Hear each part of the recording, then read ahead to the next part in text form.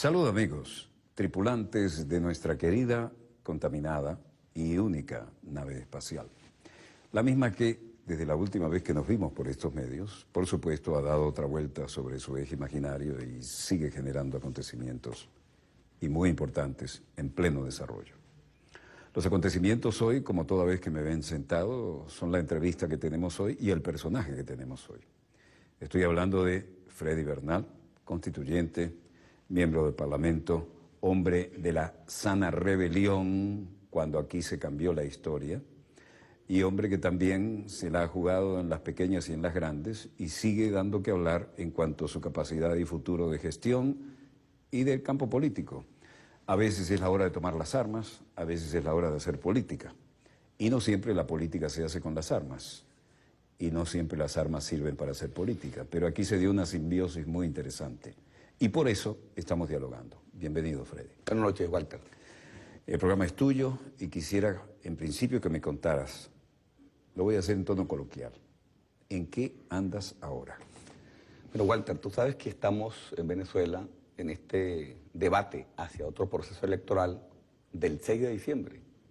Y en ese 6 de diciembre se juega el proyecto político socialista, es seguir avanzando en el proceso de inclusión, desarrollo, inclusión de las grandes mayorías, crecimiento, dignificación de los venezolanos y venezolanas, o volver a la oscura noche neoliberal de los años 80 y los años 90. Y en ese caminar, como tú lo acabas de señalar, yo soy diputado a la reelección por un circuito muy importante de Caracas, donde es una fuerza chavista, revolucionaria, comprometida. Y bueno, estamos cumpliendo lo que es el sentir de Hugo Chávez. ¿Qué era el sentir de Hugo Chávez? O sea, ¿qué era una campaña política para el comandante Hugo Chávez? Bueno, era el contacto directo con la gente, conversar, el casa por casa, oír los problemas, buscar las soluciones. Y te digo una cosa, siempre lo he repetido permanentemente. Mientras la derecha venezolana espera las campañas electorales formales, el chavismo, y en particular, yo siempre he estado en campaña. O sea, que yo te puedo decir que para mí esta campaña no es más sino repasar los mismos escenarios que he construido con el pueblo durante 20 años. Tengo 20 años en campaña por la paz, por la democracia, por la inclusión, y ahora reafirmar el legado del comandante Hugo Chávez en la inmensa mayoría del pueblo de Venezuela.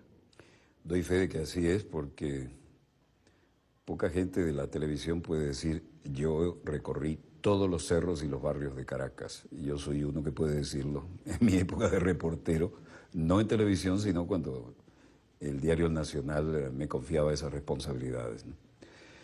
¿Qué sientes tú en este momento, en este complicadísimo escenario internacional?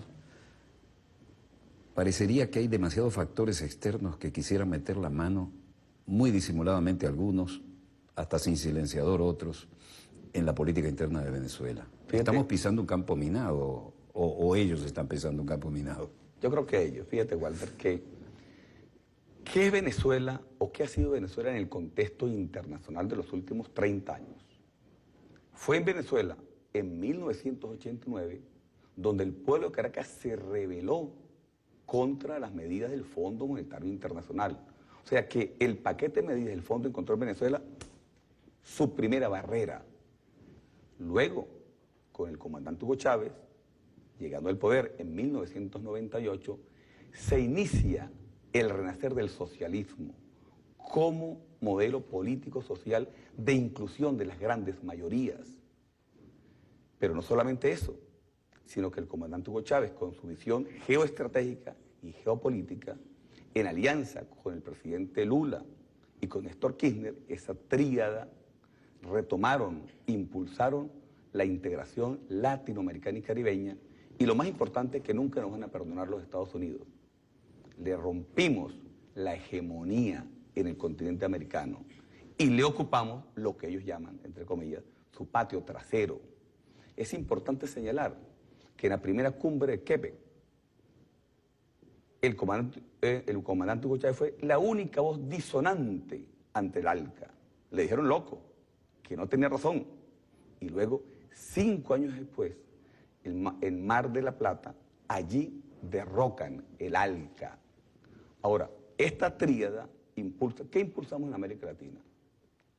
El ALBA, Petrocaribe, Mercosur, ayudamos a conformar la UNASUR.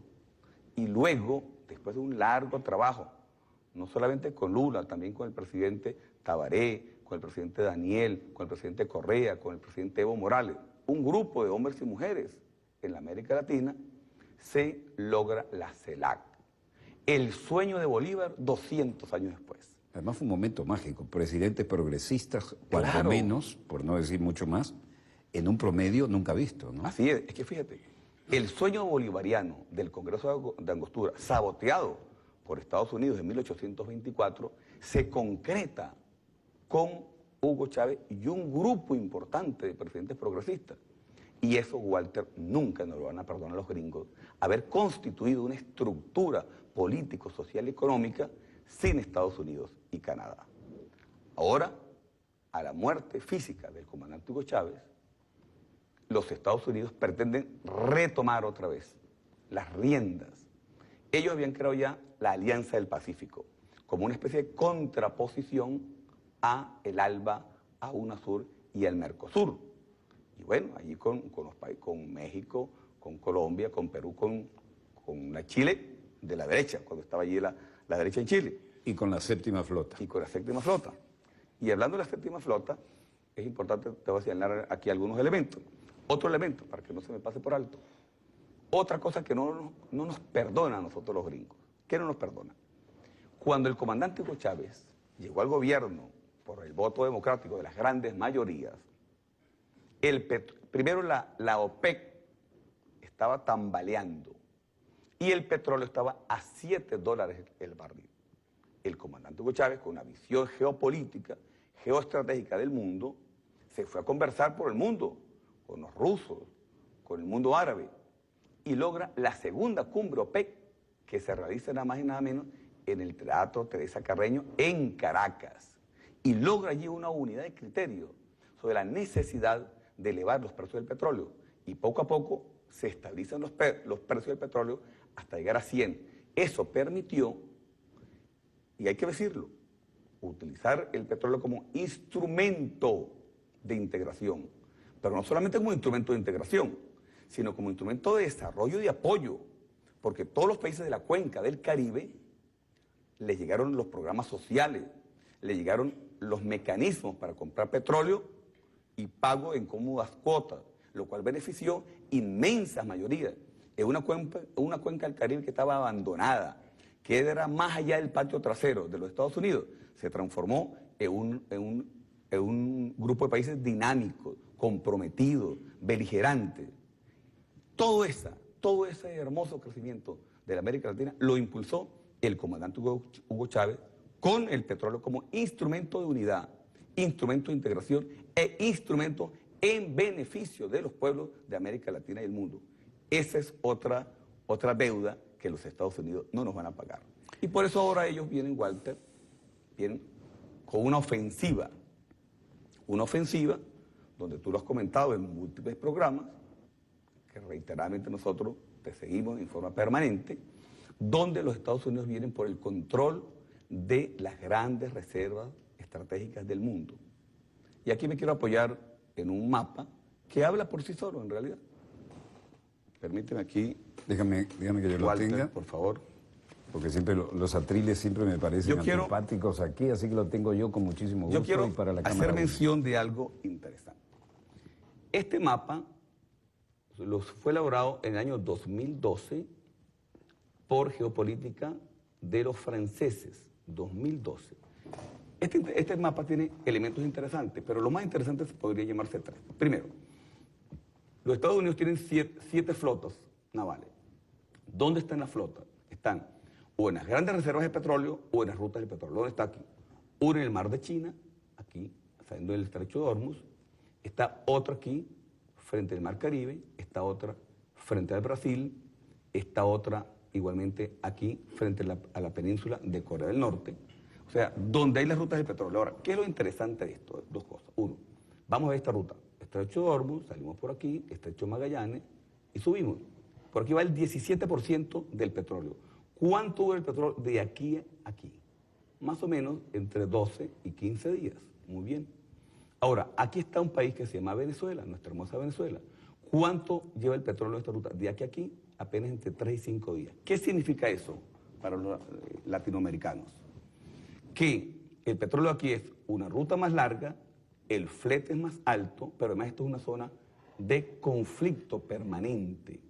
En cambio, Venezuela es la primera reserva de petróleo del mundo, como lo voy a explicar ahorita en la próxima lámina, es una ruta muy corta, entre 3 y 5 días, un flete barato y es una zona de paz. Por lo tanto, nosotros efectivamente somos un objetivo geoestratégico de parte de los Estados Unidos. Pero yo quiero señalar aquí hay un pequeño círculo, dice, actitud de países abiertamente hostil a los Estados Unidos. Un círculo, o sea que en esta gráfica del 2012 se señala solo a 3 países abiertamente hostiles, según ellos, los franceses, a Estados Unidos. ¿Cuáles son los 3 países? Corea del Norte, Bolivia con nuestro Evo Morales y la República Bolivariana de Venezuela con Hugo Chávez y ahora con Nicolás Maduro. Entonces ya en ese mapa se señala la importancia de Venezuela en la geopolítica, no solamente de América, sino en la geopolítica y en la geoestrategia de las grandes reservas de petróleo. Y complemento con esta lámina, Walter, para los televidentes de Venezuela y América Latina, que es lo siguiente. ¿Por qué además de esos elementos constituimos nosotros un objetivo geoestratégico, un objetivo para los Estados Unidos de Norteamérica? Bueno, nosotros tenemos en Venezuela, aquí en este sector, la llamada faja Hugo Chávez o faja petrolífera del Orinoco. Esa faja tiene 4 campos petroleros. Solo en esos campos tenemos 220.000 millones de barriles de petróleo probados.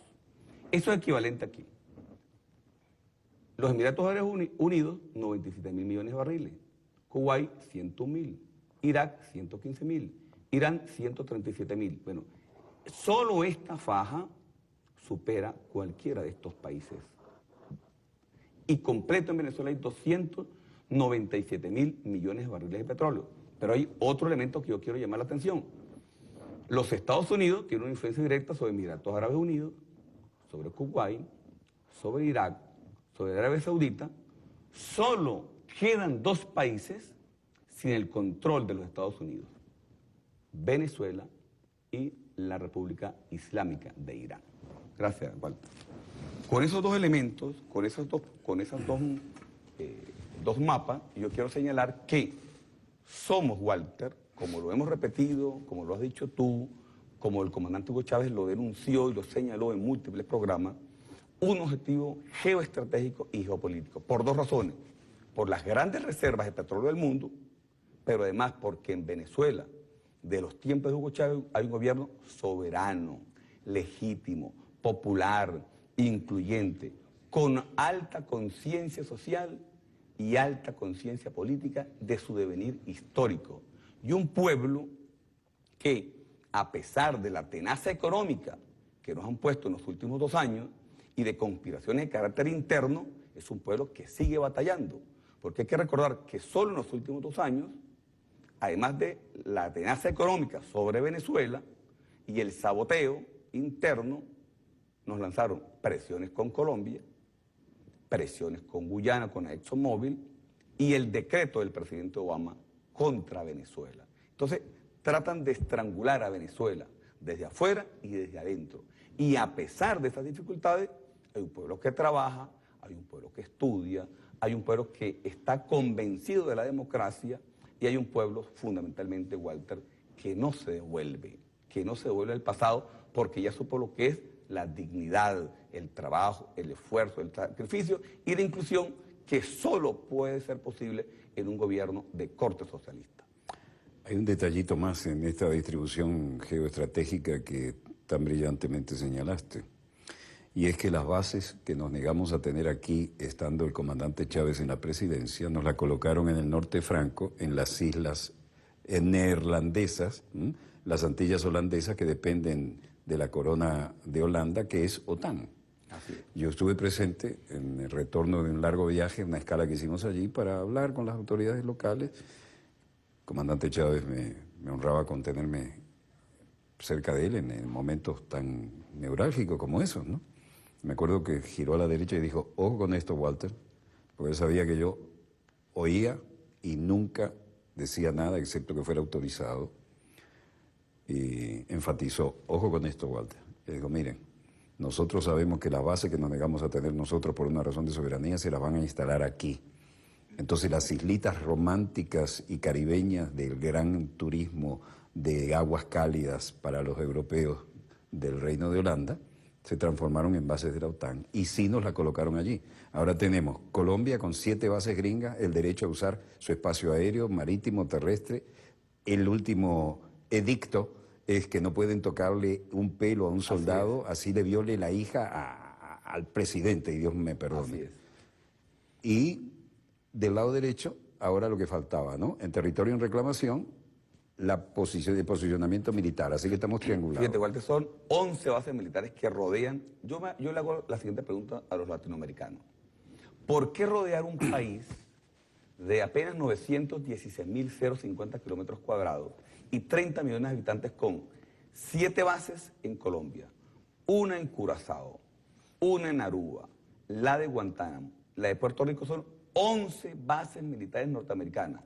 Y lo que faltaba, como tú lo acabas de señalar, que es el flanco derecho, han comenzado a montar una provocación con ExxonMobil, que según informaciones de inteligencia, comenzarían a extraer petróleo en enero próximo. Es una flagrante provocación. Y tú sabes, Walter, porque tú manejas perfectamente estos temas, que según la doctrina de seguridad nacional norteamericana, el ejército norteamericano puede intervenir para defender sus ciudadanos o sus intereses en cualquier parte del mundo, lo que significa que si en esta base de extracción de petróleo, en aguas, en terreno y en aguas, en reclamación por Venezuela, nosotros holláramos pisar o se generara un incidente, podría intervenir el ejército de los Estados Unidos. Así que sin duda alguna, Walter, nosotros con el comandante Hugo Chávez y ahora con nuestro gobierno, el presidente Nicolás Maduro, entendemos que aquí la batalla es la diplomacia, es la batalla de las ideas. Nosotros no vamos a caer en ninguna provocación, vengan de donde vengan. Y estamos claros en nuestro devenir histórico. Y por ello, como lo decía el comandante Hugo Chávez, nosotros somos una revolución pacífica, pero armada. ¿Por qué armada? Porque en la visión geoestratégica y geopolítica, el comandante Hugo Chávez comenzó a organizar la Milicia Nacional Bolivariana, un cuerpo armado donde están, bueno, nuestros estudiantes, nuestros campesinos, nuestros obreros, nuestros intelectuales. Hay los grupos de combatientes en todos los ministerios, en todas las alcaldías, en las instituciones del Estado, en sí. El pueblo en armas, bajo la institucionalidad y la cobertura, como debe ser, apegado a la ley, a nuestra Constitución. Pero un pueblo que es heredero de la gesta de Bolívar. Y un pueblo, Walter, que hay que recordarle a América Latina, que durante el gobierno del presidente Hugo Chávez ha sido asediado o fue asediado permanentemente. Nosotros entre el año 2000 y el 2006 vivimos golpe de Estado, paro petrolero, paro general, intentos desestabilizadores permanentes. Luego, con el presidente Nicolás Maduro, apenas ganó, lanzaron una acción de violencia sobre todo el país con un número importante de muertos. Y luego, hace apenas el año pasado, otro dirigente opositor lanzó una estrategia llamada La Salida, donde trataron de incendiar el país durante varios meses en las principales ciudades, con un saldo de 54 muertos, entre ellos militares que fueron asesinados impunemente, oficiales de las Fuerzas Armadas. Así que la revolución bolivariana ha vivido bajo un asedio permanente de fuerzas internas, contrarrevolucionarias y, por supuesto, siempre detrás de bastidores, el juego, los servicios de inteligencia norteamericanos. Pero lo importante, Walter, es que nosotros estamos claros. Nosotros no nos amedrenta nadie. Nosotros no bajamos la cabeza ante nadie y nosotros hemos entendido, como nos enseñó el comandante Hugo Chávez, que el camino es democrático, pacífico y electoral. Y por eso, en esta oportunidad, estamos en Venezuela en una fiesta electoral. ¿Y por qué te lo digo fiesta? Porque nosotros disfrutamos disfrutamos de las campañas electorales, porque es ese movimiento, esa fiesta, contacto con la gente, es la contraposición en el campo de las ideas, y eso nos fortalece anímica, espiritual, emocionalmente, y nosotros, como decimos en criollo, gozamos las elecciones, mientras la derecha comienza a jugar a la violencia, comienza a trabajar el llamado fraude, que siempre lo han trabajado elección tras elección. Por allí está rodando un video de una señora opositora llamando a la violencia el día 7. En sí, hay que advertirle a América Latina. En Venezuela, cada vez que ha habido un proceso electoral, la derecha nunca ha jugado limpio. Por un lado, supuestamente la democracia va a elecciones, pero por otro lado, siempre tiene lista una conspiración. Y aquí en Venezuela nosotros hemos acordado, para dejar las cosas claras y transparentes, firmar un acuerdo de respeto a lo que diga el Consejo Nacional Electoral, que según el Centro Carter y diversos organismos internacionales, es el proceso más transparente en América Latina y uno de los mejores del mundo. Sin embargo... Si me permites, mi información, y avalo lo que acabas de decir, el presidente Carter dijo, el sistema electoral de Venezuela tajantemente lo dijo, es el mejor del mundo. Bueno, Walter... Y vino con todo su equipo, claro, e investigó todo lo que quiso. Y no vayan a acusar al presidente Jimmy Carter de estar inscrito en el Partido Socialista Unido de Venezuela o de estar en el chavismo. Entonces, eso que dijo el presidente Carter refuerza lo que es un esfuerzo por tener uno de los mejores sistemas electorales del mundo. Y a pesar de eso, la derecha venezolana jamás ha firmado el reconocer las elecciones. Por lo tanto, en apenas pocos días para las elecciones, bueno, nosotros vamos a garantizar que sea una elección transparente, pacífica y democrática, pero sin embargo, siempre debemos alertar a esa carta antidemocrática de la derecha venezolana que al no aceptar los resultados de las inmensas mayorías, siempre quiere buscar un salto al vacío o una salida extraconstitucional. Yo le llamo patear el tablero, ¿no? Así es. Como la jugada está trancada y mis piezas no dan para más, pateo el tablero. Estaba recordando una anécdota sobre la geopolítica del petróleo a escala mínima, ¿no? Yo estaba cubriendo, yo conocí Irak en su apogeo, ¿no? Sin ningún problema, chiitas al sur, sunitas al centro, kurdos al norte, un estándar de vida envidiable. Yo estaba Saddam Hussein, un líder militar nacionalista, que jugaba a los intereses, porque sabían que todos venían de alguna esfera de potencias coloniales, pero trataba de sacar adelante su país, como lo hacía Gaddafi, a quien también conocí, incluso de cerca. Y como en toda guerra, los corresponsales que nos movíamos en el Medio Oriente, en la época que se podía ser corresponsal de guerra, ahora ya se acabó eso de romanticismo, porque las tropas que van con los periodistas ya saben a lo que van los periodistas y están todos bajo bandera, ¿no? Entonces, por otra parte, ahora los periodistas son blancos selectivos. Si no me gusta lo que estás diciendo, una bala perdida te va a encontrar. Entonces, salíamos a descansar ¿a dónde? Al Líbano. Y Beirut era lo que ellos decían, no, Beirut es como estar un poquito en París, esto es el París del Medio Oriente. Y allí había un hotel donde paraban los periodistas. Yo tenía contactos con algún periodista estadounidense que no tenía donde dormir en Bagdad y le dijeron, mire, como ustedes son de América, ¿podría usted compartir con...? Digo, mire, América es más grande de lo que usted cree, ¿eh? No es latinoamericano, pero bueno. Después que lo monto en la habitación, le digo, bueno, tú debes tener buenos contactos aquí. Si no lo comparte conmigo, te vas a dormir al Tigris, ¿no? Y me hizo unos contactos. Entonces, a la vuelta me dice, bueno, vamos a Beirut. Quiero que veas algunas cosas. Fair play. Y ninguno se bajó de la posición política que tenía. Y entonces me lleva a un hotel que tenía un nombre muy británico y una barra que parecía sacada de Londres, que se llamaba el Duke of Wellington. Y ahí estaban todos los... Esto para que vean el efecto ejemplar de Venezuela, para bien o para mal, como creadores de la OPEP. Para hacerte breve la historia, estaban 5 muchachos de los hijos de los millonarios del Golfo que iban a estudiar a la Universidad Americana de Beirut. Yo hubiera dicho estadounidense, pero era así, Universidad Americana. Yo creo que América es de ellos.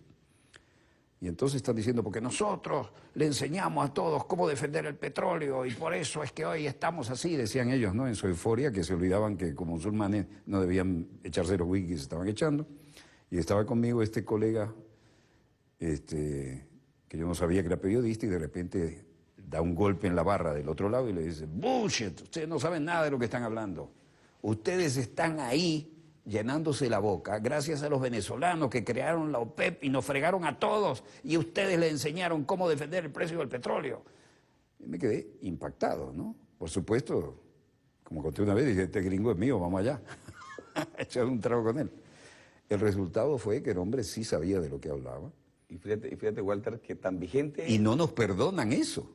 Mire, y tan vigente eso que tú acabas de señalar, que los Estados Unidos ahorita, en su guerra por el petróleo, lanzan el fracking para tratar de saturar el mercado de petróleo contra la OPEC. Los árabes entonces hacen otro tanto, ¿y cuál es el resultado? Cae abruptamente los precios del petróleo de $100 el barril a 34 llegados, 36, 39. Y fíjate lo importante... Ojo, perdóname, pero yo creo que también hay muchas testas coronadas del mundo árabe, grandes productores de petróleo que están pagando protección. Sí, seguro. Siempre ha sido así, siempre ha sido así. Pero fíjate lo importante para Venezuela, que América Latina lo sepa. A pesar de la caída de casi 66% de los precios del petróleo para un país como Venezuela, nuestro gobierno no ha perturbado de ninguna manera los programas sociales. ¿Por qué? Porque nosotros estamos claros para qué somos gobierno. Por supuesto, para todo el país, pero especialmente el socialismo es para las grandes mayorías.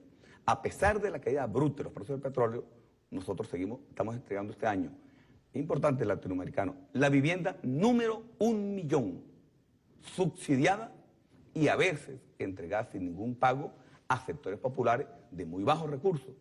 Estamos entregando ya el pensionado número 3 millones. Estamos entregando 13 millones y medio de computadoras a nuestros niños en nuestras escuelas para llevar la tecnología al alcance de nuestros muchachos. Hemos entregado 850.000 tablas a nuestros universitarios. O sea que ningún programa social de los creados por el presidente Hugo Chávez y el presidente Nicolás Maduro ha sido perturbado por la caída abrupta de los precios del petróleo. Por supuesto, eso ha generado algunas distorsiones a lo interno que lo ha aprovechado la derecha venezolana para perturbar, para crear caos. Pero te repito, este pueblo está claro porque tuvo al comandante Hugo Chávez, quien pedagógicamente, casi a diario, nos decía qué hacer, cómo hacer, nos instaba a estudiar, a la lectura, a conocer de dónde venimos, quiénes somos, hacia dónde vamos, nuestras potencialidades como país y fundamentalmente la necesidad de la unidad latinoamericana y caribeña en la cual todos los venezolanos y venezolanos estamos perfectamente claros. Yo quiero interrumpir brevemente el ritmo estupendo de esta entrevista porque quería testimoniarte el aprecio de nuestra vieja relación de mutuo respeto, entregándote un ejemplar de mi libro, que es parte de mi vida. Se llama 76 domingos porque fueron 76 domingos sin ver ni playita, ni montañita, ni nada. Y mi compañera, la doctora Alida Sanoja Maneiro, compartiendo ese sacrificio, porque había que dejar testimonio de algo y resultó ser el libro más vendido de la Feria Internacional del Libro de Caracas. Aclaro que no tengo ningún interés crematístico porque como se trata del editorial El Perro y la Rana, que fue el editorial creado por el comandante Chávez, yo cedí a priori mis derechos. Ha sido el libro más vendido y sigue siendo más vendido. Tiene la ventaja de que se puede leer en cualquier circunstancia, ¿no? Y fíjate que no hay premeditación porque voy a leer textualmente lo que decía esperando el momento de encontrarte, pero como tú tienes una agenda tan brava, aquí dice, para el hermano Freddy Bernal, el que nunca me olvidó ni en las malas ni en las buenas. Mayo 10 de 2015, Caracas, Walter Martínez. Esto indica que hace bastante tiempo que este libro estaba buscando un lector. Pero Walter, para mí como bolivariano, como hombre comprometido con la causa del socialismo, de los originarios, desde el MBR 200 con el comandante Hugo Chávez, es un honor recibir de ti, que eres una institución del periodismo latinoamericano y que eres un ícono de la ética y de la moral en cuanto a la información. Así que, de verdad, para Muchísimas mí gracias. un grato honor, Walter. Tú sabes, porque fuiste testigo de excepción, lo que me costó aferrarme a la ética. Así es. Y no decir lo que tenía que decir porque hubiera hecho más daño que hablando, que callándome. Bueno, eso era todo y continuemos de este diálogo, que además está buenísimo. Así es. ¿No? Fíjate, Walter, en esto que estamos hablando de cómo los precios del petróleo han impactado en el mundo y sin embargo en Venezuela nosotros con orgullo seguimos adelante construyendo el socialismo.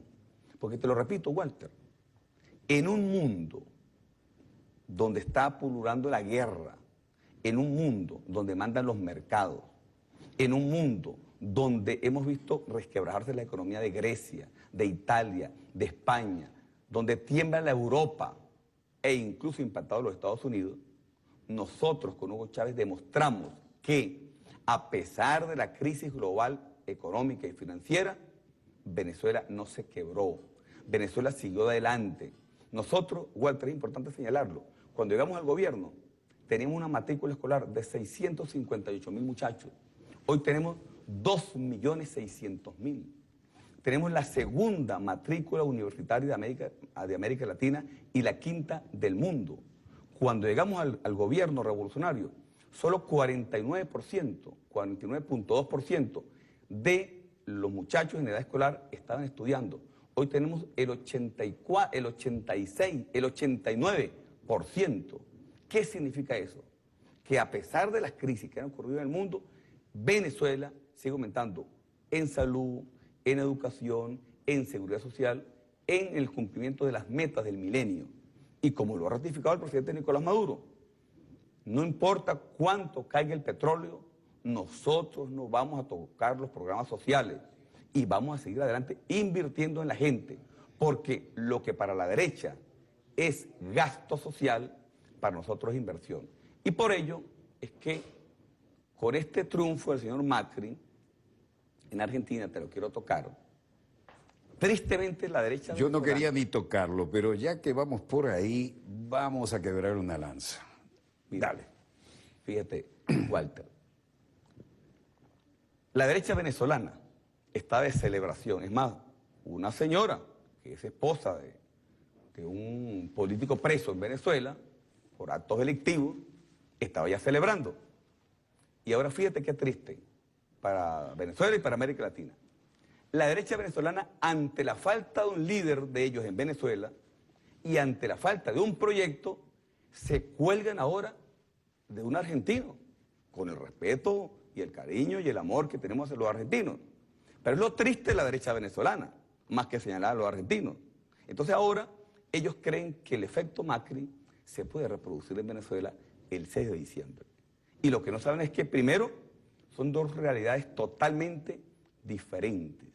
Y segundo, en Venezuela nació, creció y se consustanció un hombre que es un sentimiento nacional, que se llama el comandante Hugo Chávez, que según encuestas de la derecha venezolana, está presente en el corazón de los venezolanos en un 56%.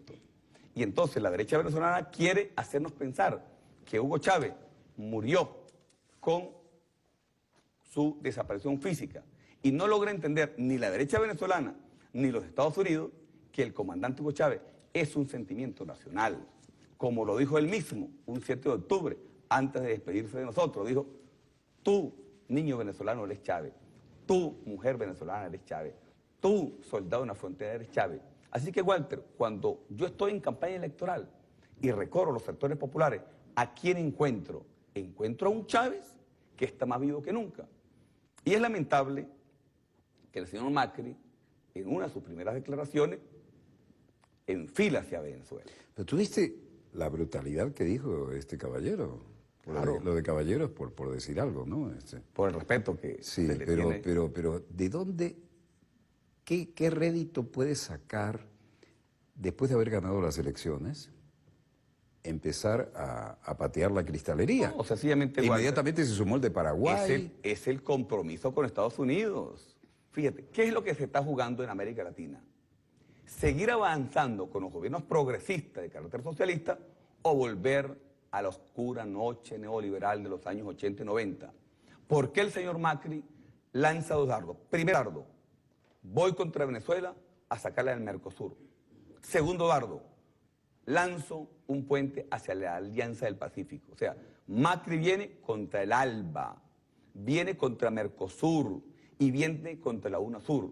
Macri es el caballo de Troya del Departamento de Estado norteamericano contra, no contra Venezuela, contra los gobiernos latinoamericanos y caribeños. Es lo mismo hace 200 años. En 1824 hubo un debate en América Latina. La doctrina Monroe, América para los americanos del norte, y Simón Bolívar con la integración latinoamericana y caribeña. 200 años después, los mismos actores, con los mismos instrumentos, pretenden reeditar el mismo escenario. Otra vez, Monroe y Bolívar, ¿qué significa? Ahora es liberalismo, neoliberalismo o socialismo. Libertad u opresión. Inclusión de las grandes mayorías o represión bajo la ejida del Fondo Monetario Internacional. Pero mira quiénes salen a apoyarlo, ¿no? Inmediatamente, como si hubieran tocado el resorte, salta Paraguay a decir la misma cosa, pero este señor se olvidó del encuentro histórico entre San Martín y Bolívar, ¿no? Tampoco le conviene recordarlo. Pero fíjate lo de Paraguay, que es interesante. En Paraguay hace 3 años le dan un golpe parlamentario a Lugo y asume la derecha. ¿Qué acaba de pasar en Paraguay? Ojo, en Paraguay no hay derecha, No. hay ultraderecha. ¿Qué es ultraderecha?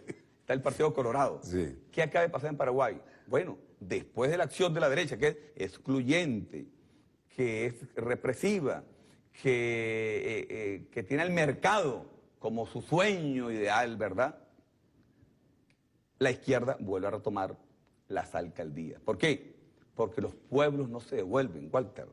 Los pueblos no se devuelven. La cotidianeidad que está cercana a la alcaldía no es la de la Casa de Gobierno que está a años luz de lo que está sobre. Y cuando un pueblo como el de Uruguay, como el de Paraguay, como el de Bolivia, como el de Ecuador, como el de Nicaragua, como las Islas del Caribe, como Venezuela, logran retomar su conducción histórica, su raíz histórica, logran retomar su dignidad, se sienten protagonistas de su destino, como se están sintiendo en América Latina, se sienten que están en la primera línea de gobierno y que son los actores fundamentales de la transformación. Nada puede volverlos al pasado. Por ello, que la derecha venezolana, lo repito, quiera colgarse de Macri, porque no tiene un líder en Venezuela. Pero fue un automatismo. No tiene un proyecto. Un automatismo.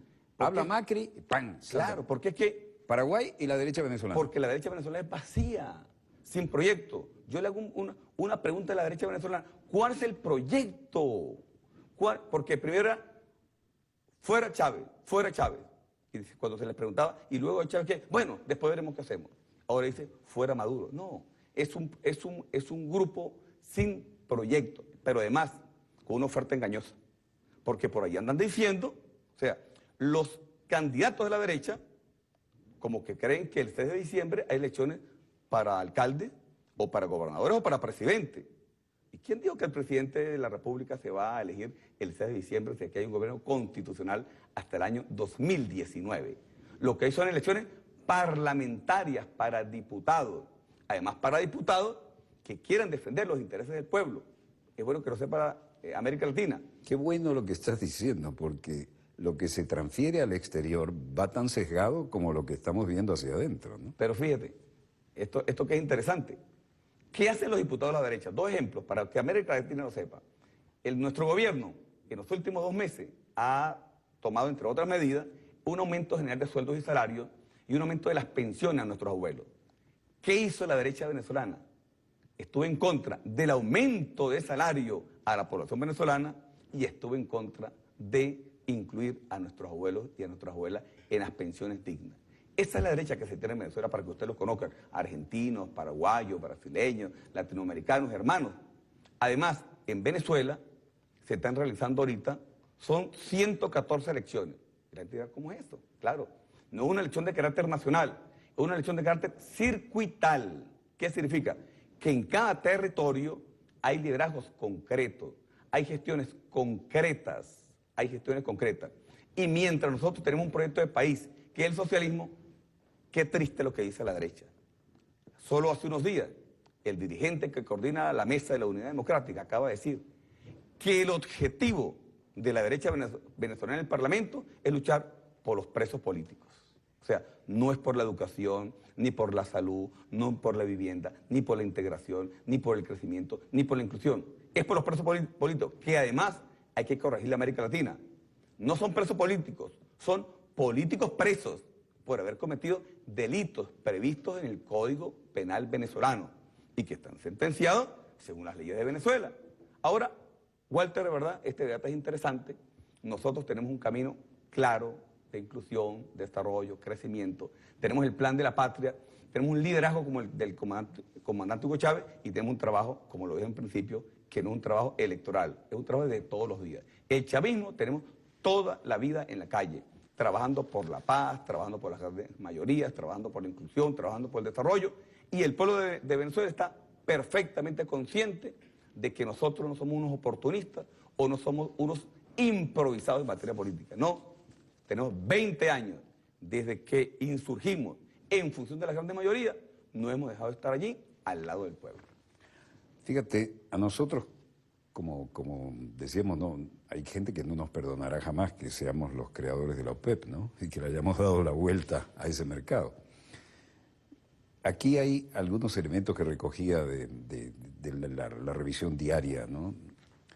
Dicen, los acuerdos de la tercera cumbre en Teherán, ¿no? De la FPEG. Dice, los participantes del Foro Países Exportadores de Gas, ¿no? La nueva forma, dieron a conocer este lunes la declaración final de su tercera cumbre que se llevó a cabo en la capital de Irán, Teherán. Puntos de acuerdo: apoyar el interés común de los miembros implementando políticas y estrategias coordinadas a nivel internacional para mejorar los beneficios socioeconómicos de este recurso natural. La otra cosa es gas, no solo petróleo. No es el gas en el sentido gringo, ¿no? El gas como la energía en estado gaseoso, ¿no? Promover el consumo de gas natural como un recurso más limpio, y esta propuesta se va a llevar a cabo también a la cumbre del cambio climático que se va a realizar en París en los próximos días. Mejorar los esfuerzos para poder unir inversiones con el objetivo de promover suministros eficientes y confiables para los mercados mundiales. Y enfatizar lo fundamental de los contratos a largo término en el financiamiento de los proyectos gasíferos de gran escala. Esto que es mucho bla, bla, bla, tenemos un mundo donde ahora la teoría es, ojo, el petróleo contamina mucho, vamos por el gas. A nosotros resulta que no nos afecta, porque además de tener el mayor reservorio de petróleo, tenemos el mayor reservorio de gas. Pero es. ¿Qué estrategia subyacente ves en esto? Fíjate que, Walter, el comandante Hugo Chávez también ahí fue muy claro. Tú sabes que las grandes reservas de gas, así como las hay en Venezuela, también las hay en Rusia. Y por eso el comandante Hugo Chávez, que era claro, pero diametralmente en la geopolítica mundial. Y la veía lejos, ¿no? Y entendía que no podía haber una dependencia solo de los Estados Unidos como lo hubo aquí durante muchísimos años. Por eso entonces la alianza con Gazprom, una de las grandes productoras de gas, la potencia mundial, y Venezuela, y la alianza Putin, Chávez, Medvedev, Chávez, Putin, Nicolás Maduro. Y eso también, Walter, a la derecha venezolana, en vez de aplaudirlo, de saludarlo. Y atrás un canciller como Lavrov, ¿no? Así es, como Lavrov, porque es elevar a Venezuela en el contexto de las naciones, ¿no? Aquí nunca hemos encontrado una derecha que apruebe nada. Ni aprueba las alianzas en petróleo, ni aprueba las alianzas en gas, ni aprueba que hoy estemos construyendo el tercer satélite. Porque hay que decir también en América Latina, el comandante Hugo Chávez mandó a construir el satélite Simón Bolívar, el satélite Miranda y ahora otro satélite. Por eso, nuestros niños en Venezuela tienen computadoras, nuestros universitarios comienzan a tener computadoras y somos uno de los países más adelantados en todo lo que es la conexión tecnológica, porque nosotros tenemos un plan de nación, un plan de país, un plan latinoamericano.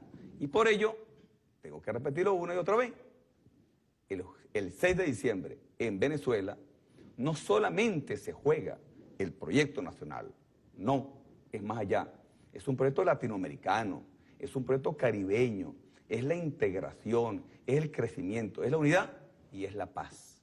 Es la paz, porque el comandante Hugo Chávez también fue el abanderado de la paz y el abanderado de la defensa integral de los latinoamericanos y las latinoamericanas. Y los que no tienen piso político ni suficientes votantes hablan de la confrontación. Claro, por supuesto, porque en un lado se juega a la guerra y nosotros jugamos a la paz.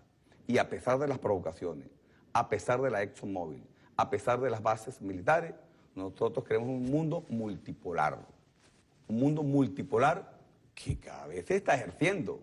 Qué bueno que existe una Rusia que puede parar a los Estados Unidos en Siria. Qué bueno que existe un Irán con fuerza en el Medio Oriente para contraponer a Israel. Qué bueno que existe una China. Qué bueno que existen los BRIC. Qué bueno que existen los BRIC. Qué bueno que se está impulsando el Banco del Sur.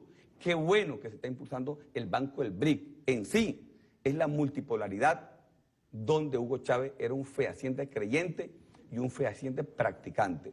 Y nosotros, todos los chavistas y las chavistas en Venezuela, entendemos que más allá del contexto nacional, Venezuela seguirá inserta en el contexto latinoamericano, en el contexto caribeño y en el contexto mundial. No somos cualquier país, sin despreciar, por supuesto, los hermanos de cualquier parte del mundo. Somos una potencia en petróleo, somos una potencia de paz y vamos a ser una potencia general en los próximos años. Una potencia en América Latina, pero lo vamos a hacer. ¿Cómo? Con constancia, con trabajo, con sacrificio, con estudio y eso sí, manteniendo una sola línea de conducta. El socialismo como única alternativa para los pueblos de América Latina y el mundo.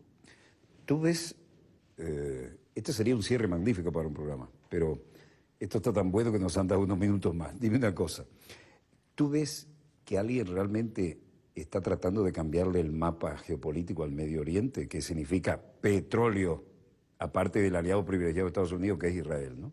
Significa petróleo. Fíjate, voy a volver aquí un minuto nada más, muy rápido aquí, con tu permiso, muy rápido. Yo lo tengo con tu permiso. Y creo que tienes el puntero. Si nosotros analizamos muy rápidamente las guerras en el medio, si nosotros analizamos Afganistán, Irak, Irán, Egipto, Libia, ¿qué estamos viendo aquí? Es petróleo.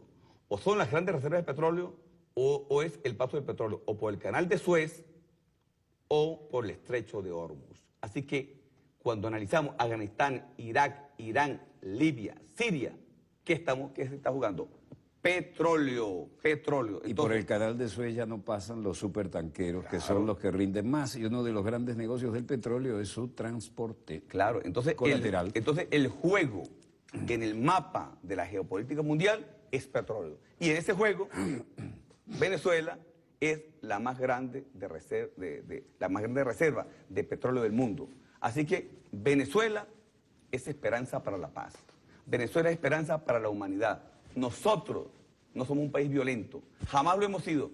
La única vez que salió nuestro ejército, fue a dar libertad, paz, y regresamos sin haber ocupado un centímetro de tierra de ningún territorio y sin haber regresado con ningún esclavo.